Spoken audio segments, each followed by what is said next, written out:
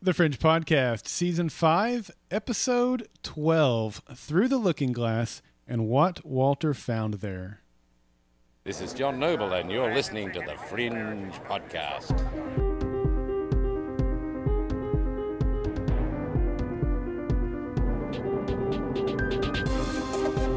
Support for the Fringe Podcast is provided by listeners like you and by this week's sponsor, Global Cash Card. Learn how Global Cash Card provides world-class solutions for pay cards, gift cards, per diem cards, flex cards, and more by visiting thefringepodcast.com/globalcashcard today.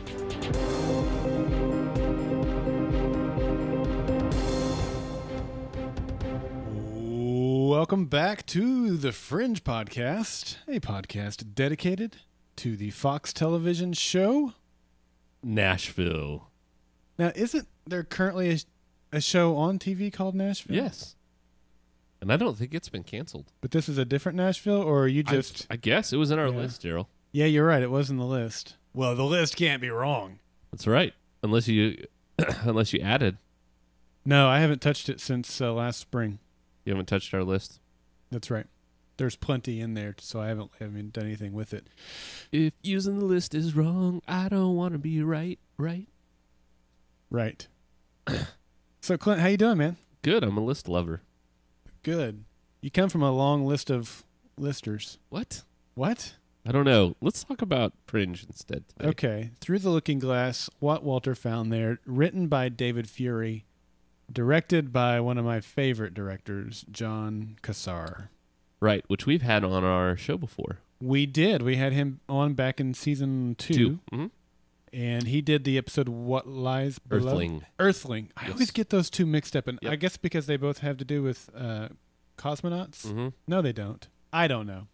But anyway, yeah, so we had him on back then. He directed an episode of Revolution a couple of weeks ago called Soul Train that was excellent. Oh, I didn't know he did that episode. Mm-hmm. It was good. It was a good episode. He just has a way with camera angles and just he does some things that I don't think most TV directors do. Yes. I really enjoy his work. He's good at building suspense with his direction. Yeah. I think so too.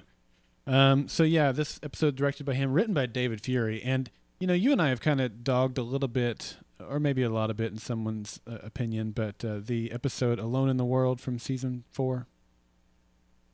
The boy who had the fungus. Yeah. And he, yeah. You remember that one? Yep.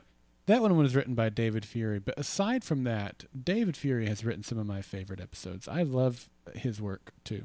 Okay. I'm just saying. What are some of your favorite David Fury episodes? I don't remember off the top of my head what they're called. What I remember is, this was David Fury. I liked this. And so I have a positive connotation with David Fury's name, good. in spite of that one. That's good. I should have looked him up and put him here in the show notes, but I didn't. He looks a lot like Samuel L. Jackson, except he's got an eye patch. That's Nick Fury. Oh. I caught that, though. Hey, nice. Yeah, that's nice. right. Movie reference that I reference. I like that. Yes. Good job. Speaking of movie references, I went and saw Home Alone 4 yesterday.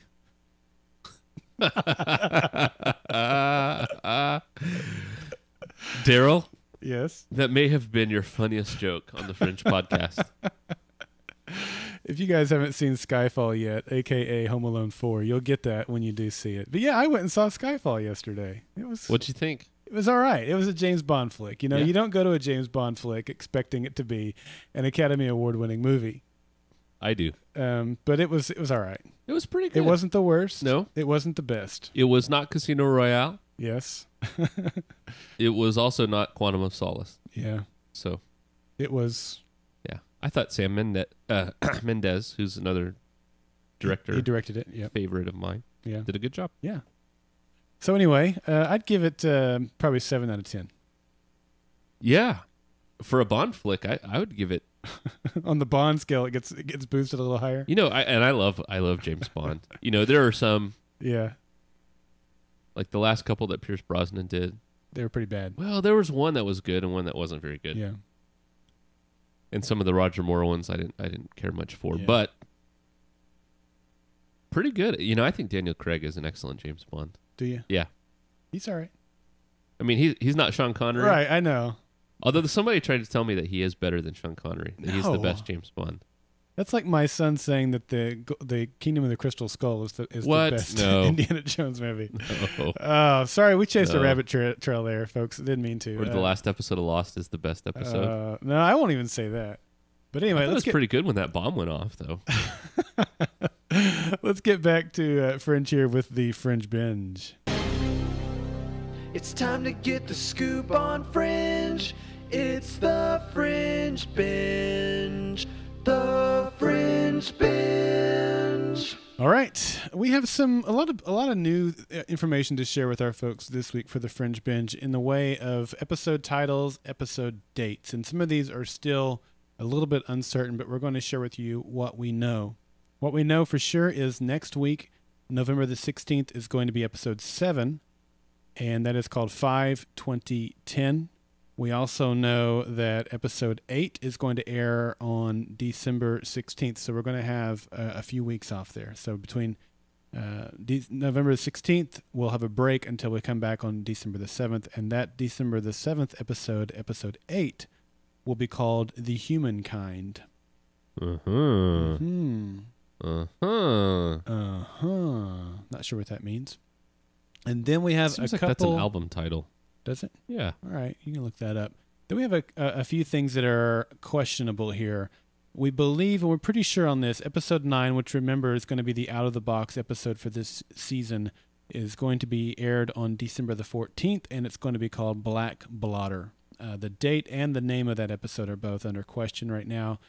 We feel really good about them, but not 100%.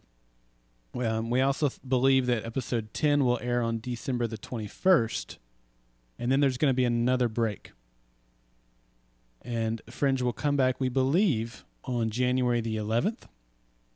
And then it'll also, of course, be back on January the 18th for the 2-part season finale, series finale. Which means when it comes back in January, you have 1 week and then the finale, after having been off for about 2 or 3 weeks. Yeah, because the finale was supposed to be a 3-part, right? It did say that the last 3 episodes go like one continuous story. Yeah. So that kind of makes sense. I can see I that. guess, but why not make it either come back on January the 4th, so you have 3 weeks continuous? Because you basically have you're on a break, you come back for 1 week, and then the finale. We were on a break, Daryl. It's okay. Oh, boy. I'm not even going to go there. Or why make the season finale 2 parts? You know, I just think that 1 week back and then the finale is like if you don't realize that Fringe is back, you're like, oh, I'll catch up this week.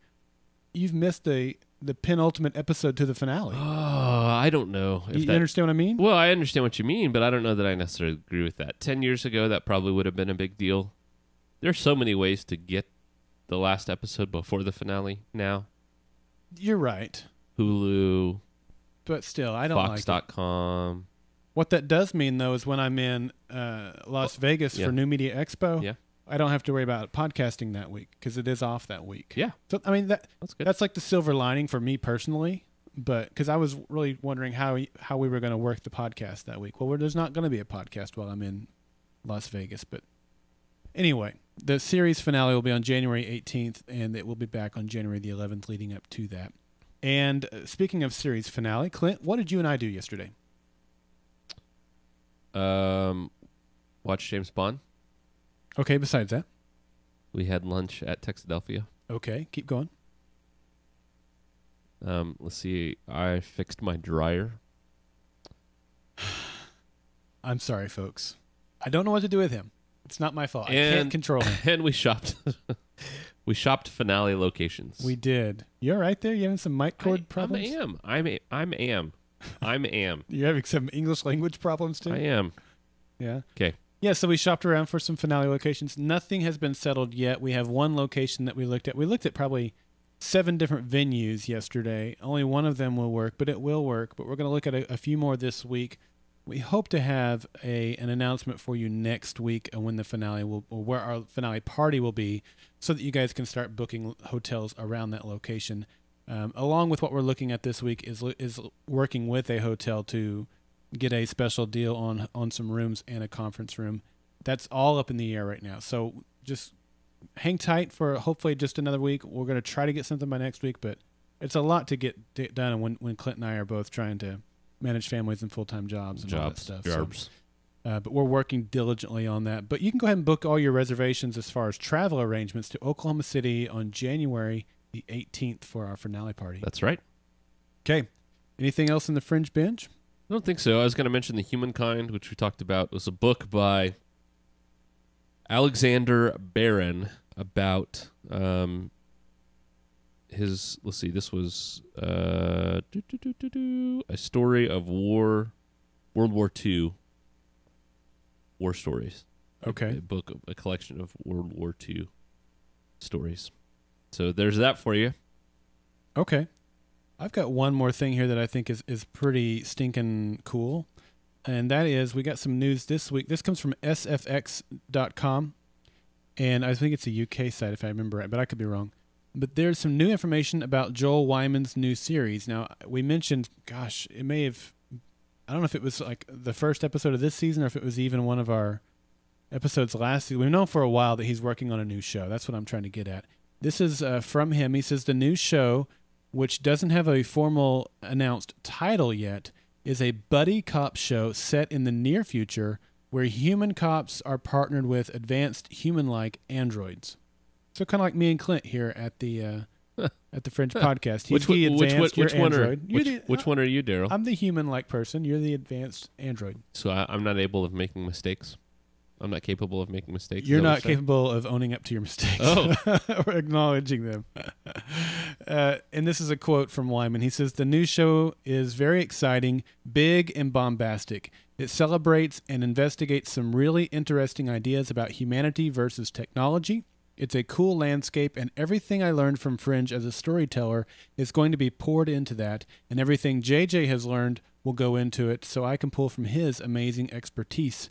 It's going to be this great big loud thing we hope will be successful. It gets me excited when I think about it. I've already gone down the road to break the pilot, and I'm doing that simultaneously to Fringe. It's funny because when ideas come up, they come fast and furious. I'm anxious to get going on it, but at the same time, I'm conflicted because it's like I'm putting one show to bed and giving birth to another. So it sounds interesting. Did he throw a Fast and the Furious reference in there? I think he might have. Wow. So that'll be what Joel's working on next. Hey, Daryl, what would you call that show? Chat room. We need some good suggestions for Joel's show. Yeah. All right. Yeah, that's a good idea. JJ Cop. JJ Cop. Mm-hmm. Abrams Cop. Future Cop. Yo-Yo. Podcast awards voting. You still have a couple of days to vote as of this podcast today, which is being recorded on Sunday, November the 11th. They close on the 15th. And we certainly appreciate everyone who's going in and voting for us every day over at podcastawards.com. We're finalists in the entertainment and best produced categories. And don't forget, they're going to send you an email and ask you to click a link to verify your vote. So after you vote, check your email box, please. I'm thinking of Starsky and H1236. No? No. Cagney and Wiry? No. Magnum Jelly Bean? I like Magnum Jelly Bean. That sounds pretty good. Heart to Synthetic Life Form? No? Okay. Oh, man, you're funny. All right, let's see. How I Met Your Robot. I like that. Holmes and Yo-Yo. Smokey and the Bot. I like that. Smokey and the Bot. Yeah. Yeah, that's good. All right, Clint, let's talk Bunsen burners. What'd you give it this week? I gave it 7 Lost Purgatory shoutouts. Okay. It's totally what it was. Whatever. You know, I gave it a 10. I thought about bumping it back down to a 9 the more I thought about it, but I'll keep it as a 10. I didn't like it as much as last week's episode, so it should probably be a 9 or 9.5, but whatever. 10. You gave it a 10? Yeah. You gave this episode a 10. There was a lot I loved about this episode. Are you kidding me? Was there anything that you didn't like about this episode? No, not really. There was I didn't like it quite as much as last week, which I gave a 10. You can't do that then. You have to give it something else. All right, 9.5. Ridiculous. Is that a pocket in your universe, or are you just happy to see me? I like it. You like that? Yeah. All right, let's see. And as it turns out, Curtis was dead all along. He didn't make it out alive, did he? That's right. He was in a parallel universe where he ceased to exist. Yeah. So he's dead. He is dead. All right, episode recap.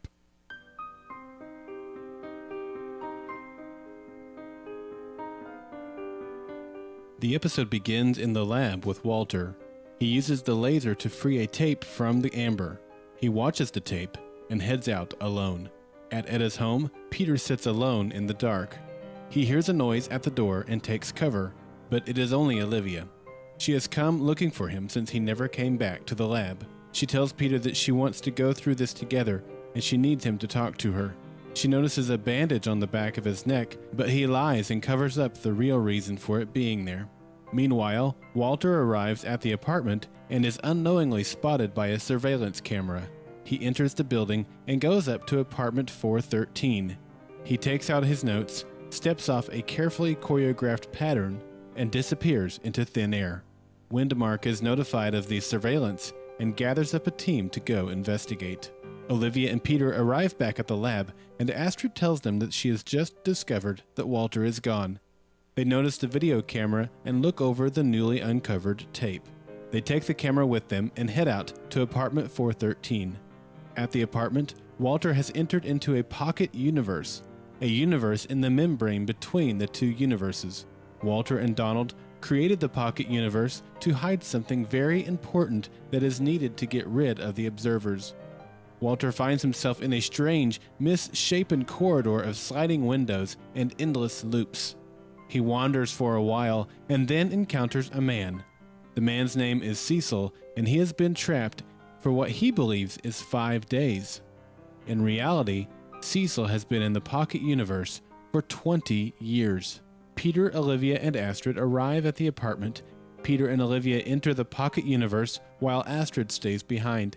Once they enter the universe, they realize that there are further instructions on the tape that can only be seen inside the universe.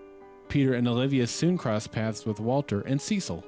They show the tape to Walter, and it reveals that Walter was hiding a boy. It's the same bald, observer-like boy that they met in the Season 1 episode, Inner Child. The four of them find their way to a room with the apple glyph on it. They open up the door and discover that the boy is gone. Walter works himself into a rage as he realizes that without the boy, they have nothing. They could gather all the parts, but their plan would still not work. However, Olivia finds a radio that she believes will be their clue to finding the boy. Meanwhile, outside the apartment building, Windmark arrives with loyalists and observers. They begin searching the building and soon find Astrid. They knock her unconscious, and for the first time, the audience is shown what an observer sees. Everything has a blue tint, and they can clearly see holes in the universe. They easily locate the portal to the pocket universe and enter it. They locate the Fringe team and kill Cecil. Peter leads the team back to the portal and exits the pocket universe with Walter. Just as Olivia approaches the portal, an observer grabs her and starts choking her. She manages to grab her gun and pull the observer through the portal, shooting him as they fall. They leave the building and take out a few loyalists and observers, but there are too many of them. Peter gives Olivia the radio and tells them to go on to the monorail. He will draw off the observers and meet back up with them. Peter runs into an alley and is met by an observer. Peter matches the observer blow by blow with incredible speed. The observer realizes what Peter has done and says, "I know what you have done. You have made a grave mistake. You do not realize what is happening to you." Peter vanishes from sight and reappears right behind the observer and snaps the observer's neck. Peter then disappears and reappears at the monorail. Windmark sees him disappear and responds with a smirk. On the train, Walter is worried about his behavior, the way he treated Cecil, leaving the lab by himself. Walter realizes that ever since the pieces of his brain were reimplanted, he's been changing back to the man he was before. Peter reassures Walter that he is their only hope to defeat the observers.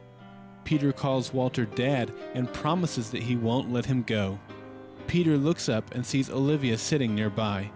We see his perspective, and it's the same blue tint that the observers see.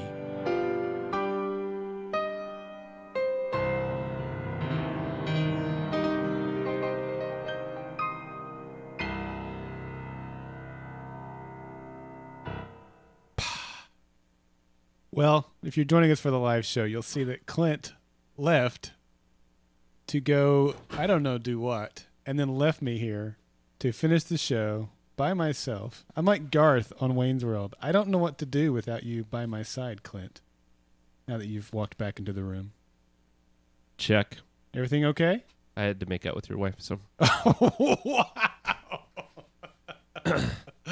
Wow. Holy smokes. Wow. I don't even know how to respond to that. Get out of my house. Whew, that's that's worse than any mom joke I've ever said to you. Is it? Yes. Is that worse? Yes. I don't think it is. I think it's much worse. Too far is right. All right. Maybe quality, not quantity wise. Clint. I remember when you and I used to be friends. No. Well, you ready for some Science of Tomorrow? No. Let's skip over that since I don't have anything to talk about and go into our food for thought. All right. Science of Tomorrow it is. Food for thought.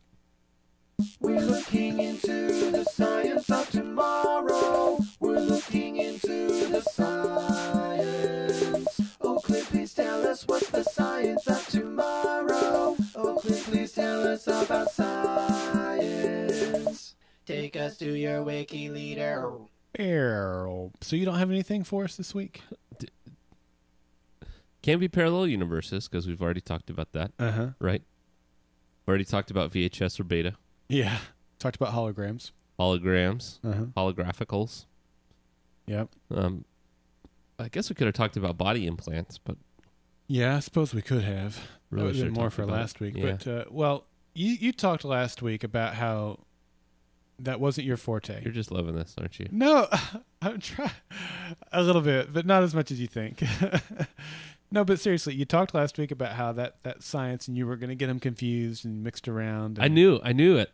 I knew going into it that I was going to screw it up. And here's the thing. I don't envy you when it comes to the science segment because you have various fields of knowledge within science. Yes. But you can't possibly know them all. And you've acknowledged that there are some, such as physics, that frankly you just are not, you're not a professional. Expert on. Yeah, an expert. Yep. There you go.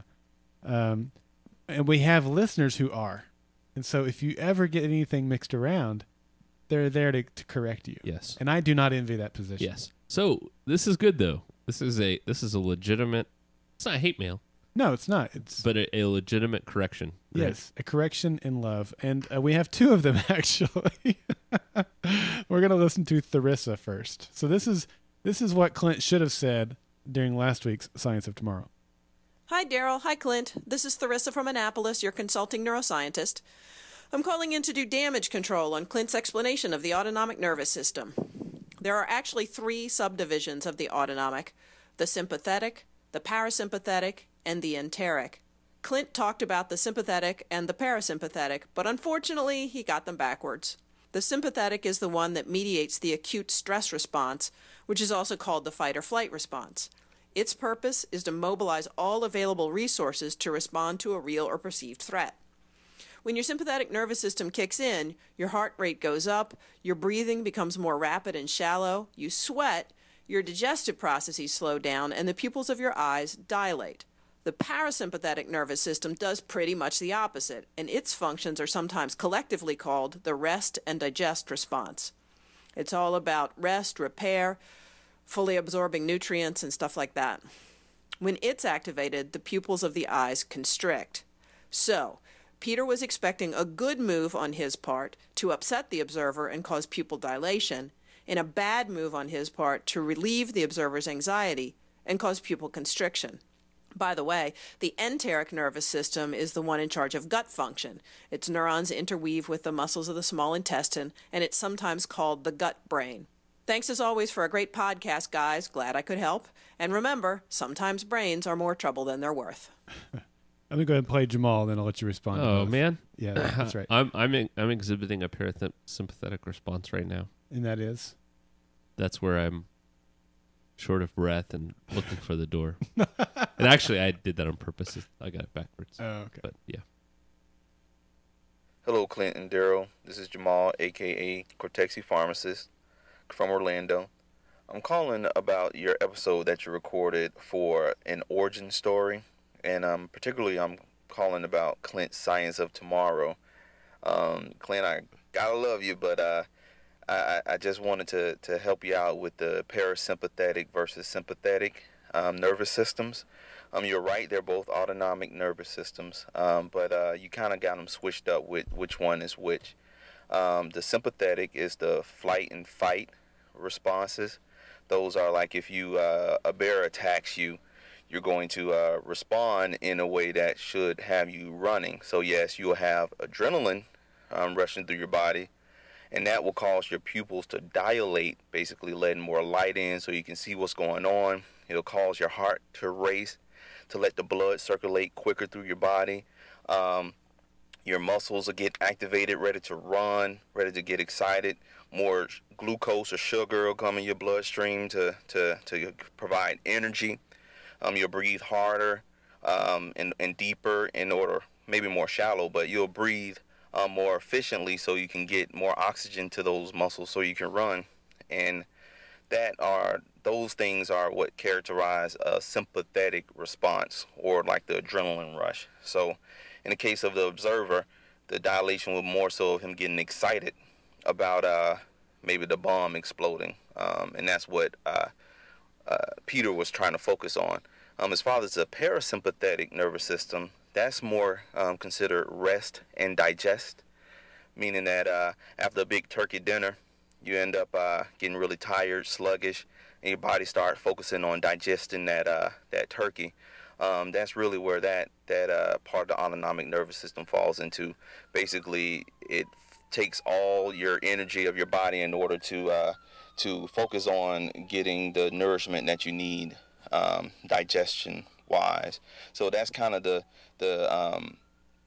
source of that old wives' tale that, hey, your mom tells you, do not go swimming after a big meal, you'll catch cramps, meaning that when you go in the water and try to swim and use your muscles, your body's autonomic nervous system has switched parasympathetically, causing all the focus to go into to basically digesting, and so you don't have as much of your focus on your body to swim. So anyway, that's all. And also, Clint, next time you're in Orlando and you're at the airport and at the hotel and you have nothing to do, email me. My wife and I will take you out to dinner. You have a good one. Both of y'all are doing an excellent job on the final season. I love you both, love the podcast, and love everything that you're doing. Until next time, keep it fringealistic. All right. Well, I just wanted to say that I'm a big person, and I can admit when I'm wrong. Nice. And I knew that I was probably wrong. So here it is for all of you that were waiting for my apology. Root beer float. Butterscotch pudding. Mr. Papaya. Fruit cocktail. Coffee yogurt. No, I did not hit that button. Raspberry pastries. What happened, Daryl? You cut me I off think you right reached before across the table. right before I was about to make my big apology. You didn't even talk about Jamal as offer to take you out to dinner so you could eat crow. That's funny. That's real funny, Daryl. I love our listeners. I've been wrong more times than you. This is that's why I'm loving it so much, because I'm glad that it finally happened for you. We are actually in the food for thought segment, so Eating crow seems appropriate. All right, you mentioned raspberry pastries. Anything else? Glyphs. They spelled split. What does that mean? Well, it could be split pea soup. Probably not. I think it's going to be Peter and Olivia On the splits? on the splits. That was one thought I had. It could be they're going to somehow figure out how to split this universe into another one. Oh gosh, I hope not. No, I don't think so either. It was an idea, though, I had. Yeah, that's not a bad idea. Yeah, I don't like it. No one's minion saying split personality. With Peter? Yeah, That's possible. yeah. Yeah, I don't know. Let's go with split pea soup. Okay. All right, Clint. I'll let you get it kicked off this Yeah, week. because I got like 3 things to talk about. So Sorry. I got in the notes, got a little happy, took hey, all the good that's stuff. good. Yeah, It's yeah, okay. yeah. So this episode for me, I guess I'll just start off and you can talk about how much you liked it. Okay. Since you gave it a 10. 9.5. And I guilted you into dropping it half a point. Well, I mean, like I said, I didn't like it as much as last week, and the last week was a 10, so it's hard to give this one a 10. But I liked it a whole lot. That's the point. Here's the deal for me. Okay. I gave it a 7, which is not a bad score. No. It's not a fantastic score like last week. Right. Right, for me. There are 13 episodes left. No, there are not 13 I mean, there are episodes 13 episodes in this season. Right. How many episodes do we have left, Daryl? 7? We're like halfway through, almost. Yeah. Right? Mm-hmm. So for us to be halfway through of the final season, I have a much higher expectation of the denseness and the pacing for an episode. Okay, that's fair. I think last week pushed it the other direction. We got so much stuff out of last week's episode. Yeah. That it felt like Christmas, right? It did. Okay. Sure it did. I mean, I thought that I thought the same of this episode. I thought we got so much out of last week. This week, I think that they could have taken all the important pieces to get us to next week. They could have done that in about 10 minutes. Maybe so. As far as the pacing, could they have packed more into it? Yes. But to me, it was like, if you want to keep the Christmas analogy going, yeah, I could have gotten, 6 or 8 presents from my parents, but I got the freaking Red Ryder BB gun, a.k.a. creepy bald kid. What? That was all I needed. See, no, you didn't. I did. No, you didn't. I did. If we're going to keep that analogy going, you shook the package, right? Yeah, and it sounded a little bit like a Red Ryder no, BB gun. They gave me a box that had a Red Ryder BB gun on the outside, but the box wasn't there when I opened it up. That's what we got. Exactly. Yeah. But that doesn't mean that they didn't buy the Red Ryder BB gun, and I'm not going to get the Red Ryder BB gun. You got the promise of a Red Ryder BB gun without the actual gun. That's exactly correct. You got your dad telling you, well, not this year, son. No. But you'll be getting a Red Ryder BB I got gun my dad sometime saying, in the future. I got my dad saying, you got the Red Ryder BB gun, but you're going to have to wait until after lunch to play with it. That's what I got. That's not true. It is true. After lunch, 2 years from now. No more than 7 episodes from now. Just telling you. I'm just saying. Okay. So for me, that was a big point. That was, how much I've been looking forward to getting that answer. And now we didn't get the full answer, but we got I feel like we got the answer that's not going to be overlooked. Okay. That was a big deal for me. And it's not going to be a literal cork in a cave. You know what I mean? Like a false answer. Yeah. I think it's going to be a legit answer. Maybe. So I'm ecstatic about that. Okay, I'm excited about the fact that this was a nice little way of saying, hey, we haven't forgotten about this episode that we had in the first season. Right. We haven't forgotten about this mystery that we created. Right. Right? Right. But at the same time, we had that.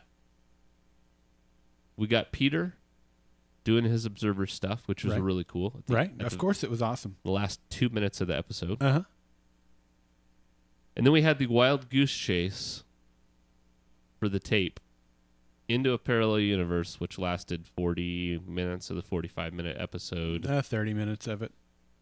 Yeah, I guess we had that scene at the beginning, right? Right. And then at the end. We got a radio that doesn't work. Uh-huh. We didn't find the boy. We have a tape that led us nowhere again. Uh-huh. Halfway through the season.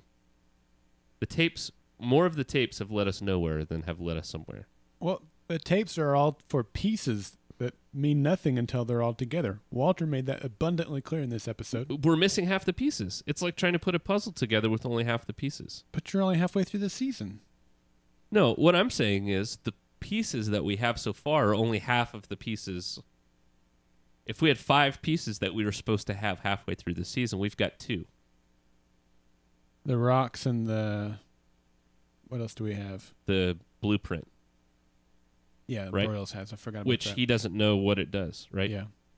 The math. And I'm not denying, I'm not going to argue any of that because I'm frustrated by that as well.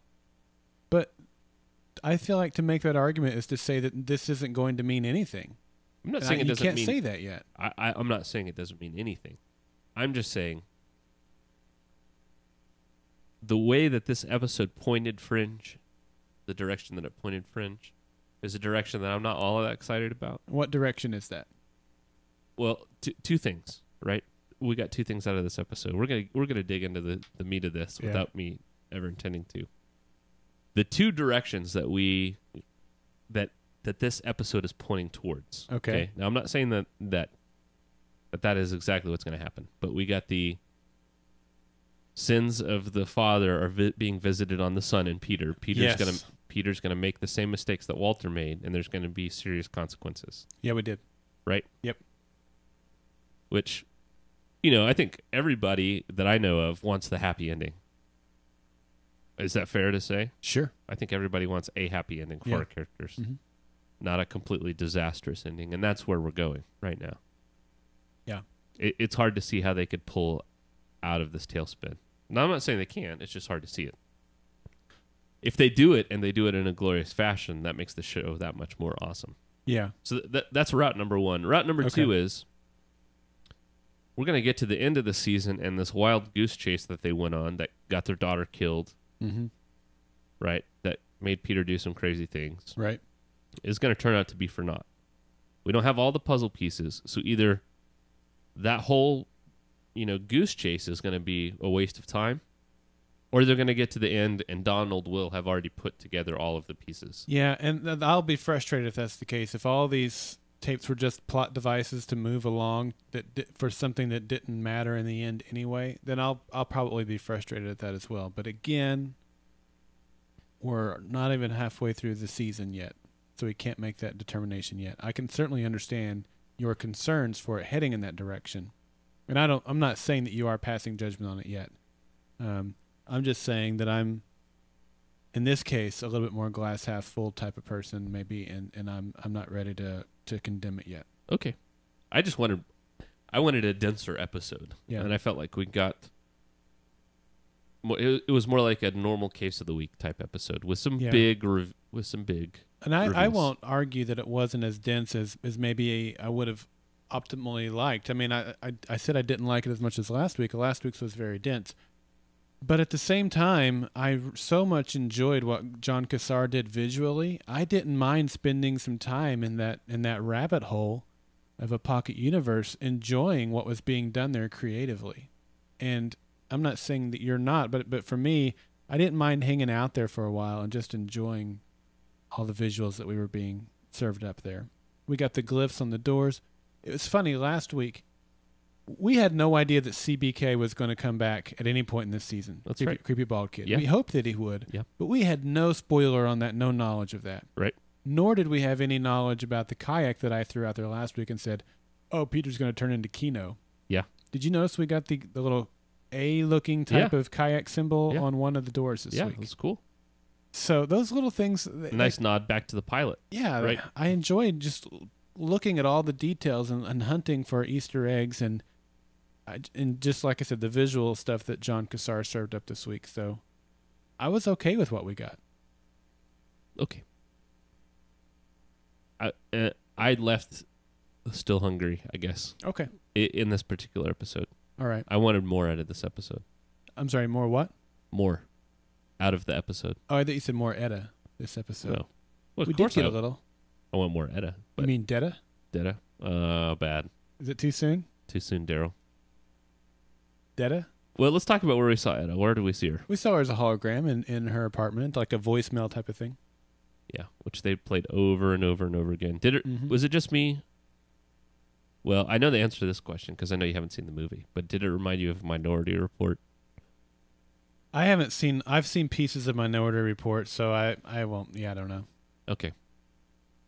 Which I guess they just released on iTunes because it just showed up. Is that right? Yeah. What Astrid was doing, playing Scrabble on that thing that we saw way back episode 1 or 2 of this season.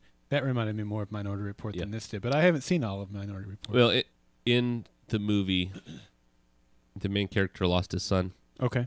And so he goes and plays the videos. You know, he sits somberly in his quiet apartment and watches videos of his son. Okay. Over and over and over again. Well, sure then, yeah. So. Yeah. That was pretty cool, though. I liked that moment there when Peter and Olivia, she comes and visits him and says, she wants to be a part of this. She wants to share this with him and to have communication back and forth. Yeah. A really good moment that is up for quote of the week, by the way. Good. But then he turns right around and lies to her. Yeah. Which you knew, of course, at the end of last week was going to happen, right? No surprise whatsoever. Yeah. But what's going to happen with Peter and Olivia here? We talked about split maybe referring to them. I think you're going to see it. I mean, you could see it in Olivia's eyes. She knows something. She knows something. The moment he stepped on that train at the end, she said, "How'd you get us out of there so quickly?" She knows that something's not right with him. Yeah. She knows something's up. Yeah. Bad news. Hey, here's an interesting thought. Okay. We got the lens flares this week. Uh-huh.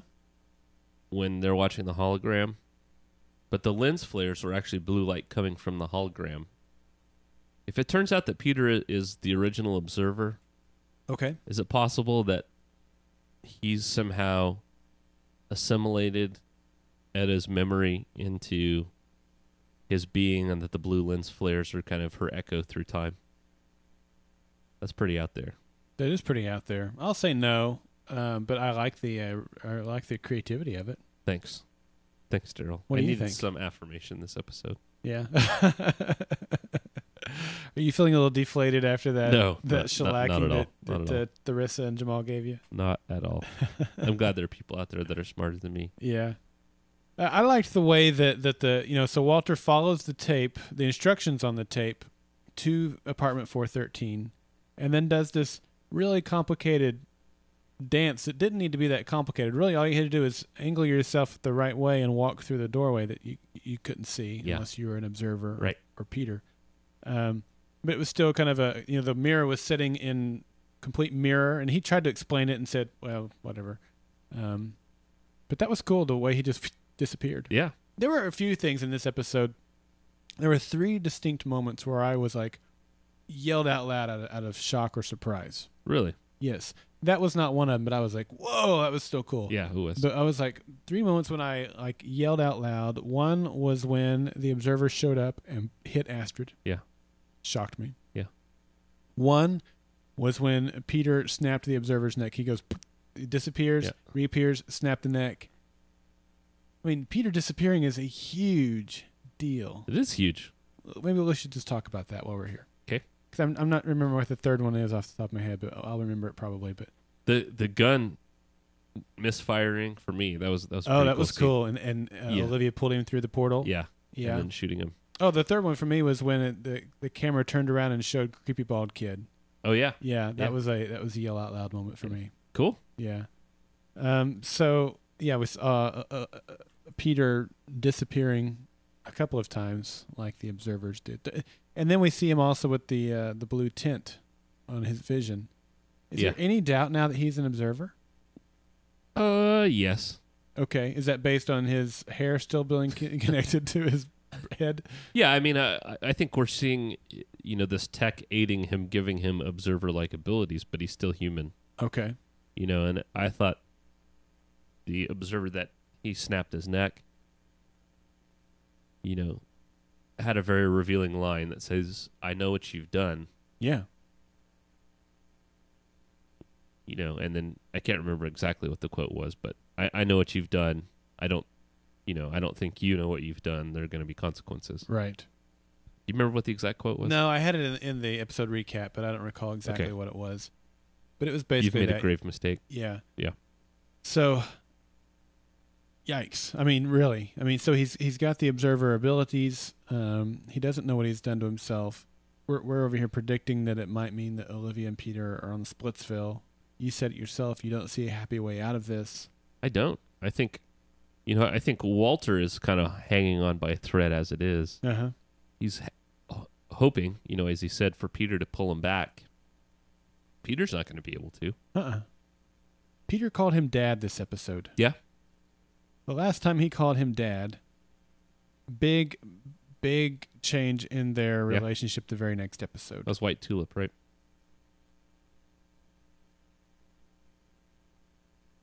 Yeah, I think so. Yeah. Yeah, I think so. Yep. So, what do you think's going to happen in that relationship? I think They're gonna be on the splits. Is Walter and Olivia going to find out about Peter, and that's going to be the secret this time that's going to disrupt the relationship, or Yeah. will it be something else? No, I think that's exactly what it's going to be. Or, Peter's going to change, and they're not going to know what's going on with Peter. But, it's going to be one of those you're lost to me. Do you think it'll happen in the very next episode? I'm going to go out on a limb and say yes, just Okay. because we've got the 4 episodes in a row and then the break. Yeah. We kind of need a cliffhanger. Okay, well, I'm going to say no, but I mean, it very well could be. Yeah. But I think that they put Dad out there again just because, Here like it comes. I said, the right? last time that happened. It's the calm before the storm. Yeah. Yeah. Exactly. All right, what else? They left Astrid alone again. I don't know why they did that. Peter and Olivia go into the pocket universe. Astrid, you stay here. It's not like she could warn them when the observers came. Yeah, it's like a serial killer. Like a slasher flick, rather. Not serial killer. Like a slasher flick. Okay, yeah. It's like you're yelling at the screen, don't open the closet door, don't open the closet door, he's in the closet door. Yeah. What do? They open the closet door instead of getting out of the house, right? Yeah, I know. It's like, oh, we'll just leave Astrid here again. Yeah. I mean, we didn't need her to stay out there. I mean, we knew that Windmark had already been notified of Walter's appearance at that location. We did. So we did. Yeah. And so we didn't need her eyes to tell us that they had arrived. They could have just arrived. They showed us those shots without her being there. Yeah. You know what I mean? I don't know why she didn't go in with them. The only thing I can think of is they needed somebody on the outside in case something bad happened. Right? In case something bad happened on the inside. Yeah, they didn't come back after. After 3 or 4 days. Which would have been 5 minutes for them. Would have been years for them. For her? No. Cecil had been in there for what he thought was 5 days, That's but right. it had been You're 20 You're years. You're right. There didn't seem to be any time displacement between what was happening inside and outside. Nope. It kind of just glazed over that. Yeah. You're right. Yeah. But I didn't mention earlier, but when I was talking about all the visuals in this episode, MC Escher comes to mind, and also Inception comes to mind with what we got in this episode. No, I thought that was really cool. I don't know if you remember the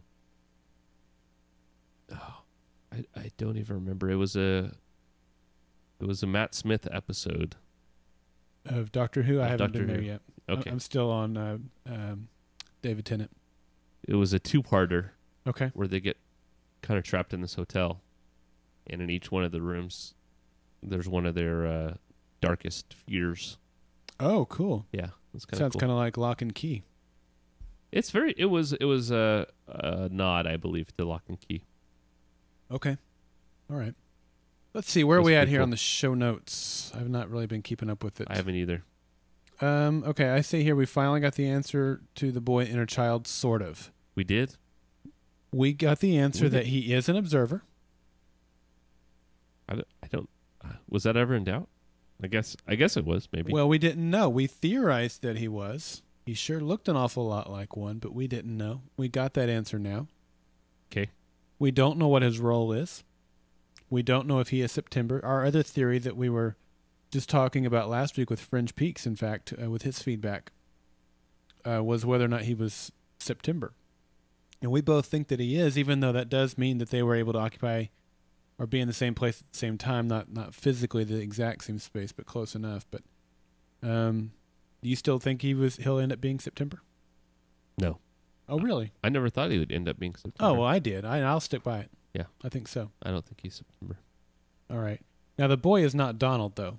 No. Just to be clear, the tape had Walter, and we saw Donald at the very, very beginning of the tape, although we never saw his face, and then we saw the boy. So there were 3 people on the tape.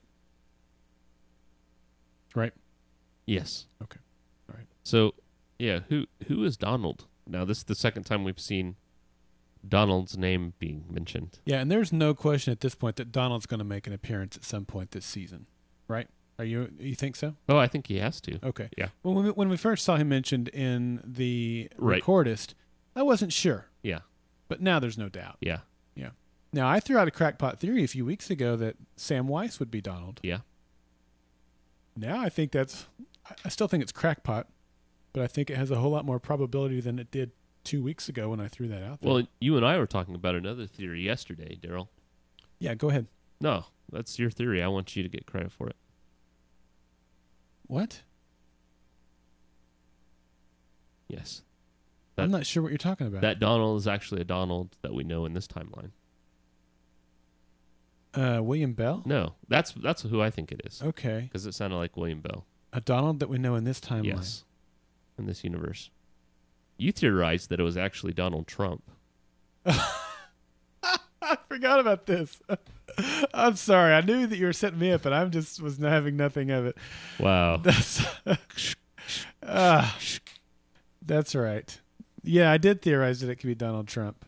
Yes, we're going to get to the end and what's going to happen. He's going to say to the observers, I'll pay you $5 million if you'll tell me your true origins. Or I'll give $5 million to charity if you guys will tell me your true origins. I forgot about that. I like it. Yeah. Sorry, I ruined your setup Observers, there. you're fired. Yeah. So you think that Donald might be William Bell? I think Donald is William Bell. I think it's an alias. Okay. I could be wrong. But we haven't had William Bell this season, right? No, we haven't. The voice, you could almost make out a voice that sounded a whole lot like William Bell to me. I don't know. I mean, we have another caller that's saying the same thing, and I tried to listen to it as William Bell, and I felt like I was forcing myself to hear William Bell in the voice. Oh, man, not me at all. At some points, I felt like it sounded like William Bell. At some points, I felt like it sounded like Sam Weiss, and I'm like, I'm putting my own bias into this voice. Yeah. So I don't know. I'm not going to say one way or the other. Okay. Now, the chat room's pointing out that William Bell was in Amber, and that's exactly right. And this is one of the problems is he was in Amber at the same place where Simon was ambered himself in order to rescue Peter. So when they got Simon out of the Amber, they probably got William Bell out of the Amber too. I think it's reasonable to assume. And so William Bell might be in the hands of the observers right now. That's possible. Or in the hand of the observers. Yeah. They have his hand in their hands. I don't know. We'll see what happens with that. But, with William Bell being able to go from different timelines and go in and out of universes, I suppose anything is possible, but I don't think that that's the direction that the show is going to go. I think we've just got the one William Bell that was trapped in Amber that we saw in episode 419. So, all right. Whoa. Excuse me. Let's see. The other question I had about the boy was we had a little bit of a situation here where Walter didn't remember the boy from Inner Child, but his brain is all scrambled right now too because of what Windmark did to him when he was interrogating him now. Well, and I thought that they addressed that pretty well. Did they? Well, yeah, because they didn't Walter because of season 4. Okay. We did get that confirmed, right? Right.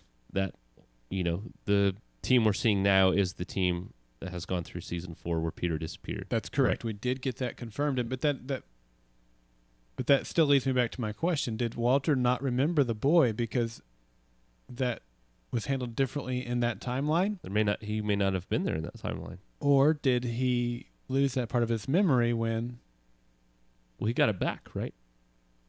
Not all of his memory.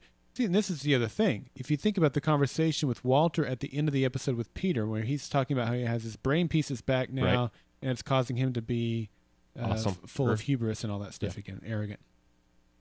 But at the same time, Windmark scrambled part of Walter's brain at the beginning of this season when he was interrogating him. That's and he true. has things that are missing from his brain now. Right. Not in the same way where it was physically removed. So I don't know if he doesn't remember the boy because they didn't do that case, or if it be because it pertained to the plan that was Windmark scrambled that and as he tried to pull it out of him. You follow me there? I am. I just don't know, and I don't know that it matters. I don't know that it does either. I would theorize that if we think that Peter is observed, is responsible for the birth of the observers. Uh-huh. The timeline without Peter, is it possible that was a timeline without observers before Peter showed up? Oh.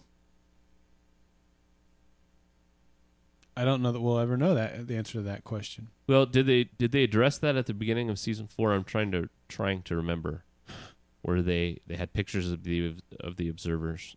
Broyles did, and said we call them the Watchers or something like that. Yeah. Did that happen at the beginning of season 4?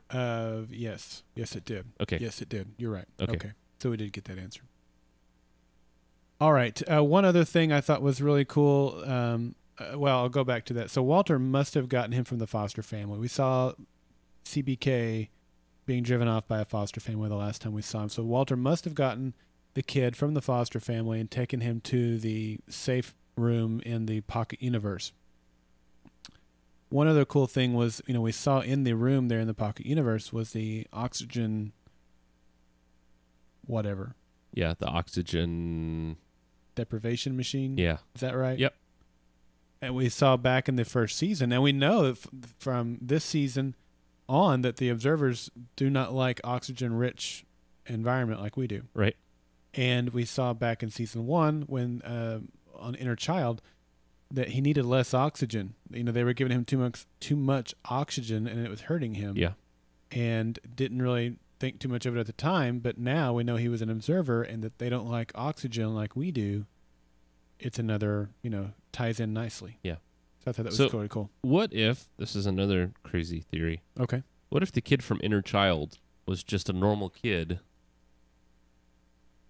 just a normal regular kid that got stuck down in this basement and, had to eat rats to live and lived in an oxygen-deprived environment, and he is actually the original observer, that his genetic code changed, and now their whole genealogy is based off this kid. I don't know. And if you look at season 1, where they're cloning people, right? They're trying to figure out how to grow people faster and things like that. If you remember from Inner Child, there was I forget the actor's name, but that guy was after the guy from the CIA or whatever department he was. Right. He was after the kid from Inner Child. It's possible that they wanted to create, a brand of super soldiers, and that they cloned them, and then that was kind of the birth of the observers. I like that idea. They took over the tech and supplanted humans. Yeah, which shapeshifters were designed to be soldiers. Yeah. I like the idea. The other thing, too, is how did he get into that room back in the episode's Inner Child? And with what we saw in this episode where he was placed into a pocket universe, perhaps that's how he got into that room, is through some sort of placement like that. Because remember that back in Inner Child, that had been sealed off for decades. Right. I don't know. It just leaves a lot to kind of go back and reevaluate. And I haven't gone back and watched Inner Child. And in the chat room, they're saying that the comment was when they found him that we found another one. Oh, that's right. So he couldn't be the only one. I forgot about that. Good job, chat room. Yeah.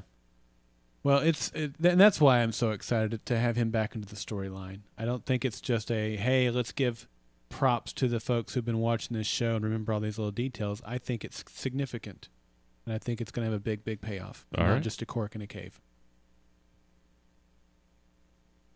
Okay, what else do we have here? There's only one other thing that I see that we haven't talked about. Okay. And that's the Windmark smirk. Oh man. First of all, let's talk about the importance of that. Okay. It's important in a couple of ways for sure. Yeah.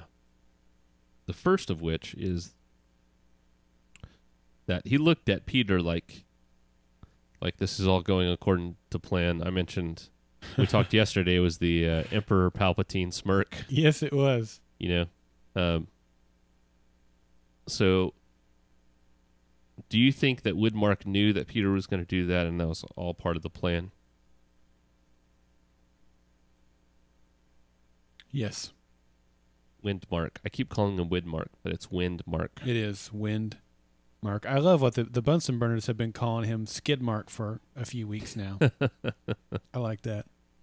TJM just said wind smirk.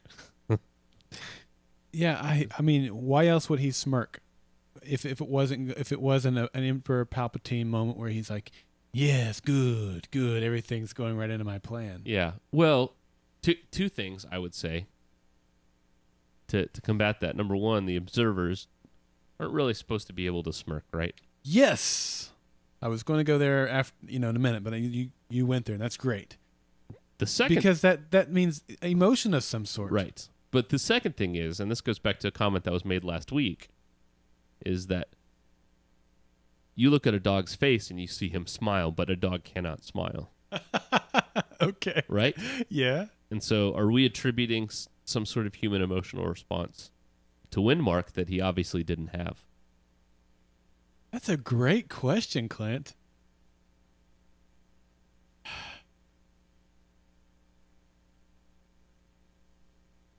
I don't know. They're not supposed to have emotion, but if they have any humanity in them at all, then I think that they have to have emotion, even though it may be suppressed. It's possible he just bit down on a lemon. It is. And the corners of his mouth turned up, and we recognize that as a smile, right? It could be some biological. It could be that he got a bad whiff of the dumpster nearby. Yeah. I don't know. I don't think so. I think it's telling. I think it was a smirk and it showed emotion. And I think that Peter's going right into their plan. And that has me worried. Me too. All will be revealed before the end of the season. That's right. We'll only have 2.5 more months. 7 episodes. 7 episodes. Yeah. Crazy. Yeah, it is crazy. All right. What about the radio? What is it going to do? Is it receiving instead of transmitting rather than receiving? Is it like a spy device where they're able to listen in on conversations? Or is it going to receive a signal at the appropriate time? I think it's going to receive a signal. I do too. And it's going to be Violet sedan chair. That would be pretty cool. Roscoe Jones. I don't know how they are supposed to know how to get it to work or when or what location it will magically work. But I think it will work at the appropriate time. Me too. Yeah. Okay. Anything else? I think that's it. The Resist poster, I guess we could talk about that. I played it off last week and said, no, they were there the whole time. And I think that they were there the whole time. How do I phrase this? The posters last week, I think, did appear after Peter left. But if you looked at the camera angle and slowed it down frame by frame like I did, you could see them there before the reveal. But I think that was just because for that shot, they had to be there. They were out of focus and they were, blurry. Yeah. What they wanted the audience to see was that after Peter did his thing, the Resist posters showed up. This week, again, after Peter did his thing and Windmark does his smirk, the Resist poster shows up on the side of the building. And it's gigantic. Right. I think they're definitely significant. I do too. Who's putting that up? I don't know. Is it Peter going back through time and painting it? Hang on a second. What is it? It's ringing a bell with me. Like someone going back through time and putting... Oh, I know what it's... Torchwood is what it's making me think of. From Doctor Who. Oh, I haven't watched Torchwood. Yeah. No, I don't know. Oh, you're talking about... Yeah. There were always these symbols. Or no, yeah. the bad wolf. Not Torchwood, Bad Wolf. Yeah. Yep.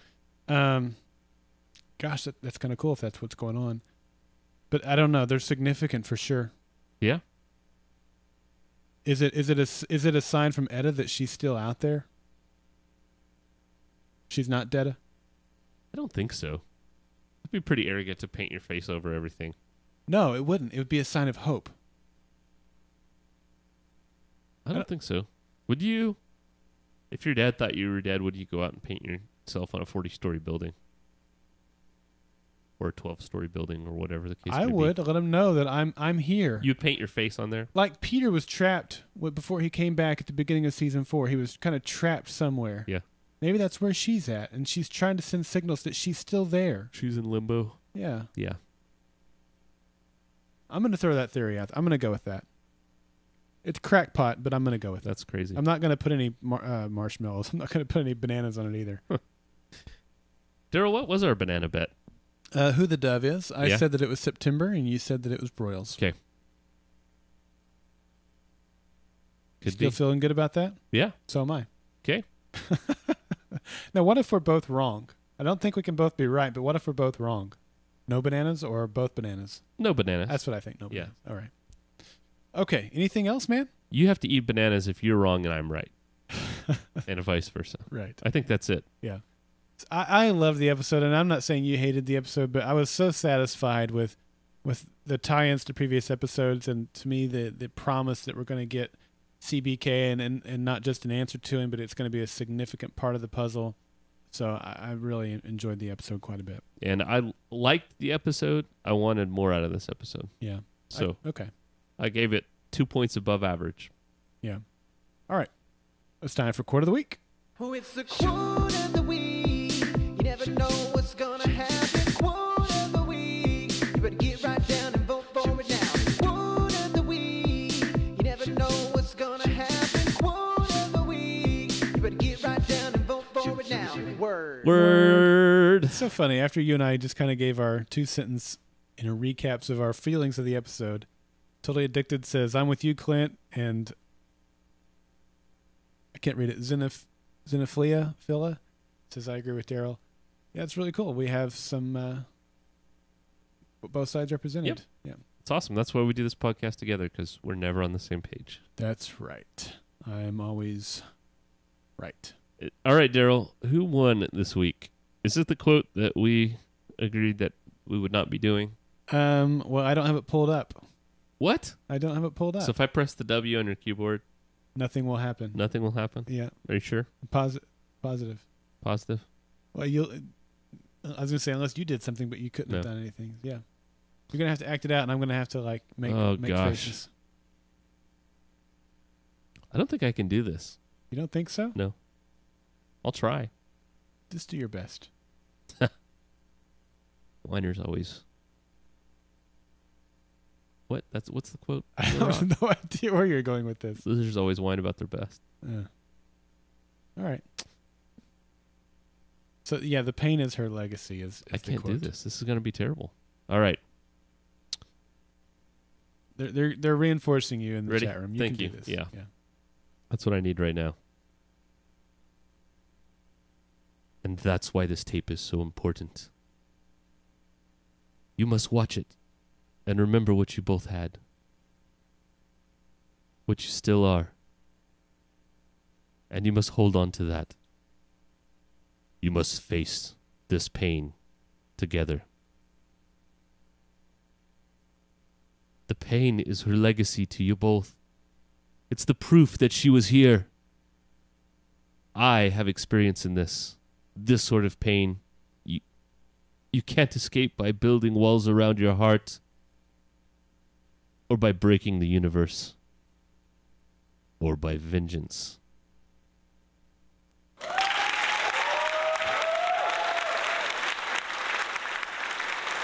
Terrible. You're getting everything from pathetic Oh, to my well goodness. done. Yeah. Yeah, that All was right. that was by far not your worst. You just expected more, right? No, it was fine. It was fine. It was a hard. Listen, you know John Noble. I'm not. I could never be John Noble. Yeah, so that's You know fine. what? I have to say I'm a little disappointed in the quote. Really? I mean, here we are in our last season of the podcast. Uh-huh. I just wanted more out of that quote. You needed it to. I feel like that would have been fine in season 4. it was a little slow in the middle. Yeah, that's right. The pacing was a little off. I feel like everything that quote had to say could have been cut down to about 15 seconds. Okay. So All right. Well, let's see what we have this week for our quotes. The first one is called "I Won't, Dad." This is very important. Not under any circumstances. Is that raspberry filling? Raspberry, is it too?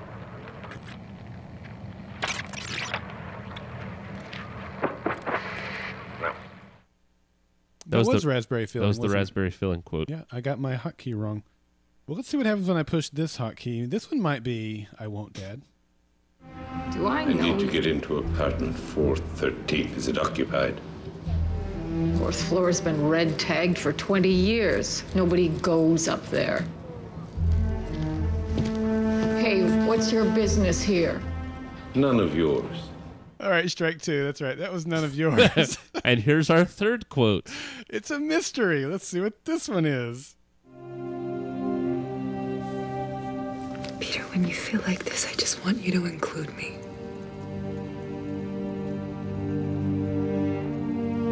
When it's fine that you come here, just tell me. I want to understand what you're going through, and I want you to understand what I'm going through.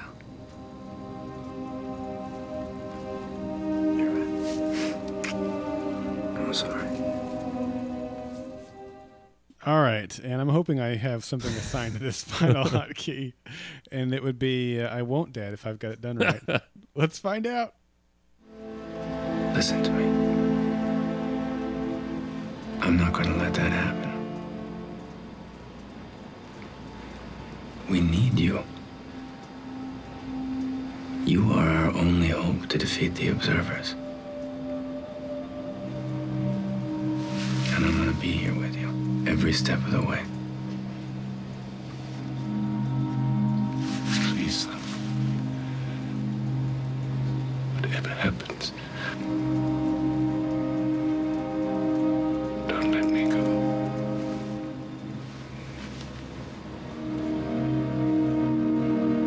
I won't, Dad. I promise. He said the D word. Lies. He said the D Vicious word. lies. Yeah. Help me, So- Obi-Wan Kowalter. You're my only You're my hope. only hope. So we had in there raspberry filling, and then none of yours, and then I want you to include me, and then I won't dad. Yeah. So those are the quotes. They'll be up on Monday, so go get your vote on over at thefringepodcast.com. Look for the quote of the week for Through the Looking Glass and what Walter found there. That is correct. Clint, what's next? Well, how about we give you our contact information Okay. so that you can contact us. You can call us 304-837-2278. That's 304-TFP-CAST. To leave us audio feedback, you have several other options. You can check us out on our website at thefringepodcast.com and get click on the little sidebar there on the left-hand or right-hand side, rather. SpeakPipe. That's right. I always get the You're name wrong. learning. I'm learning. You can click on SpeakPipe. You can also leave us audio feedback by recording it and emailing it to us at feedback@thefringepodcast.com. Of course, that is always our preferred method of receiving feedback. You can also email us text and make us read, We're which going is to be reading today. terrible. Yeah. Did you get the phone number out? Yeah, that Okay. was the first thing I did. You can Okay. also follow us on Twitter at GSM Podcast, and you can find us on Facebook and SoundCloud at the respective website /GSM.